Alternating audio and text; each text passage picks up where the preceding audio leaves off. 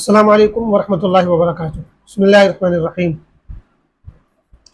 غیر مسلموں کی طرف سے اسلام پر اور مسلمانوں پر ایک اعتراض یہ بھی کیا جاتا ہے کہ ایک طرف اسلام جانوروں پر رحم کرنے کی تعلیم دیتا ہے اور دوسری طرف یہ لوگ جانوروں کو ذبح کرتے ہیں، قربان کرتے ہیں اور ان کا گوشت کھاتے ہیں۔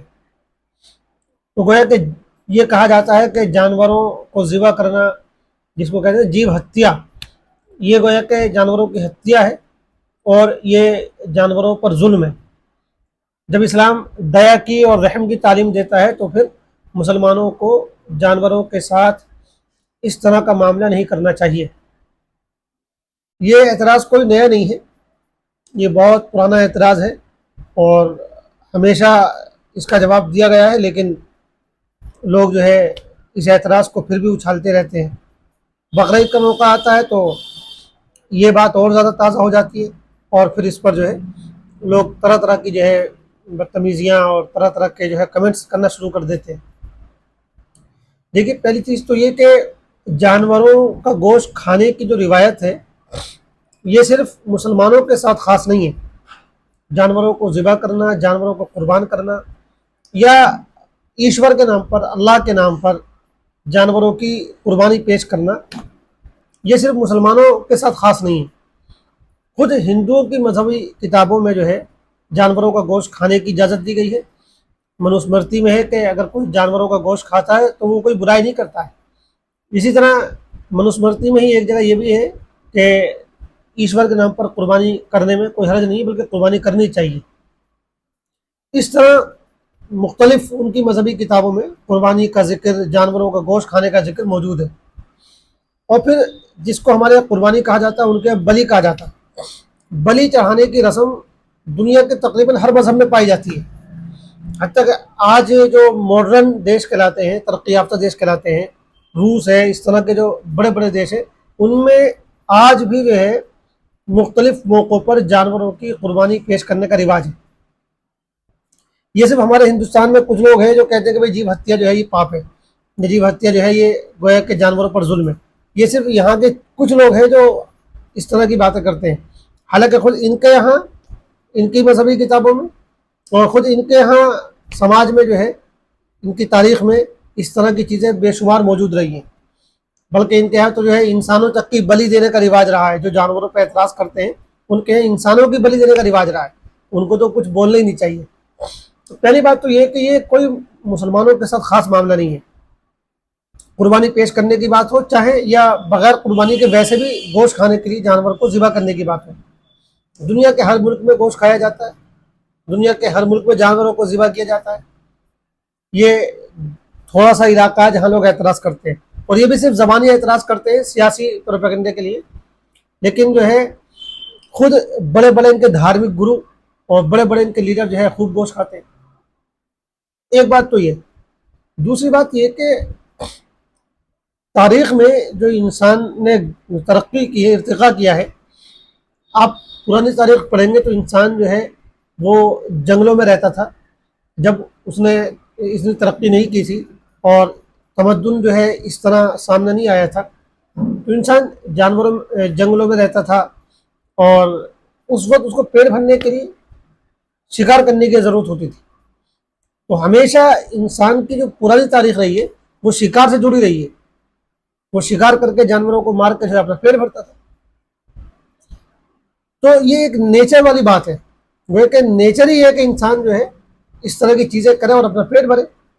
یہ کوئی ایسی پہلی مرتبہ کوئی چیز پیش نہیں آ رہی کہ جو اسلام نے حکم دیا ہو، بلکہ تاریخ میں ہمیشہ جو ہے انسانوں نے جب اس طرح ترقی حاصل نہیں کی تھی، اس سے پرانی پہلے کی باتیں ہیں، تو انسان جو ہے وہ جنگلوں میں رہتے تھے، بیابانوں میں رہتے تھے اور پیٹ شکار کر کے جو ہے وہ پیٹ بھرتے تھے۔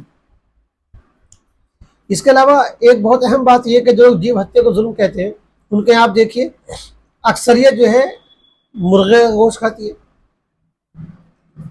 تو مطلب چکن میں کوئی پرابلم نہیں ہے، اور بکرا اور بکری یا بڑے جانوروں کو ذبح کرنے میں جو پرابلم ان کو ہوتی ہے۔ بھائی جیو ہتیا تو یہ بھی ہے، بکرے کا گوشت کھایا جائے، چکن کھایا جائے تو یہ بھی جیو ہتیا ہے۔ اس پہ وہ اعتراض کیوں نہیں ہوتا اگر مسئلہ صرف جیو ہتیا کا؟ تو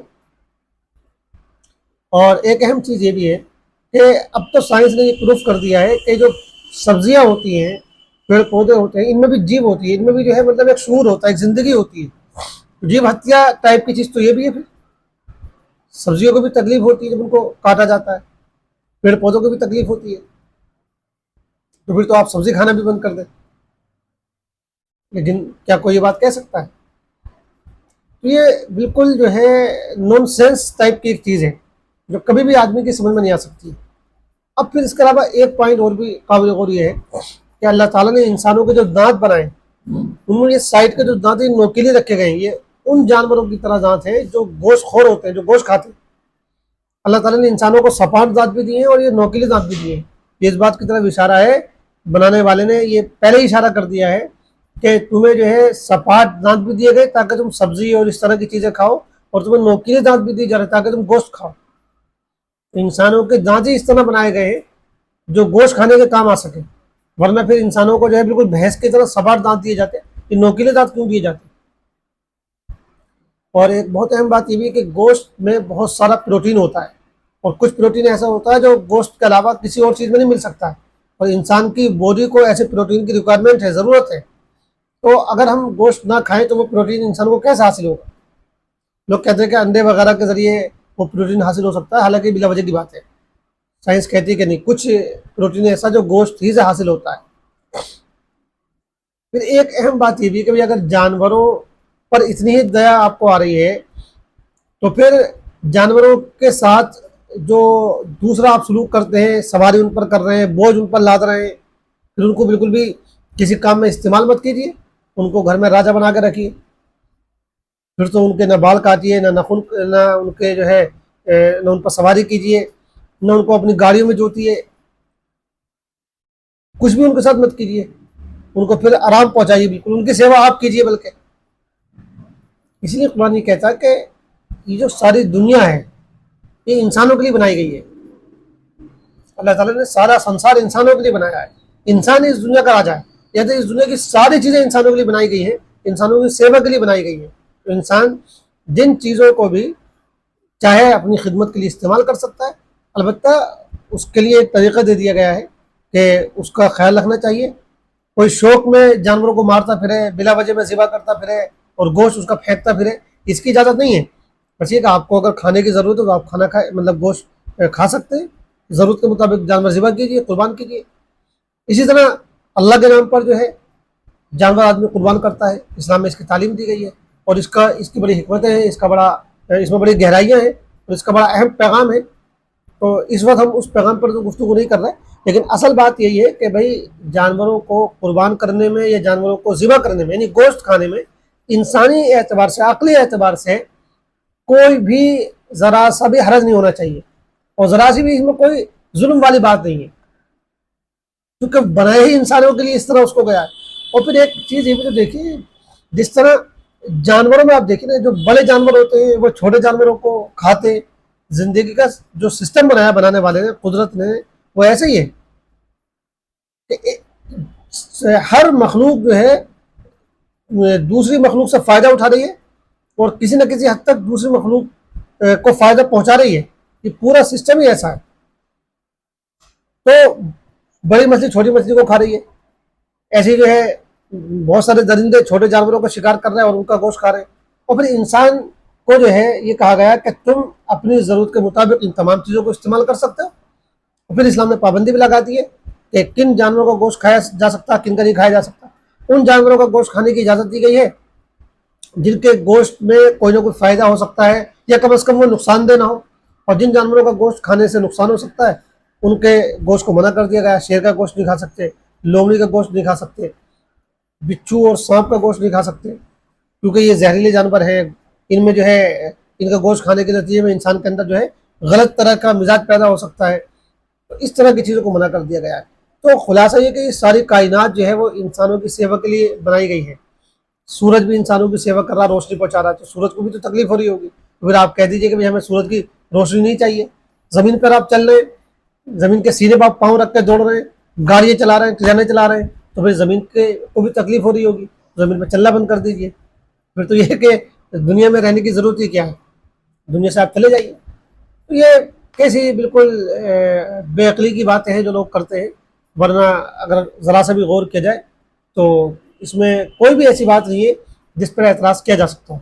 हाँ, अलबत्ता ये है कि बिला वजह में जो है जानवरों को मारना और अपना शौक पूरा करना ये गलत है, और इस्लाम ने इसको भी जो है मना कर रखा है। इस्लाम में इसकी भी इजाज़त है। अपनी ज़रूरत के लिए गोश्त खाया जा सकता है, जानवर ज़िबा किया जा सकता है, और ऐसे अल्लाह के नाम पर, ईश्वर के नाम पर जो है कुर्बानी की जा सकती है।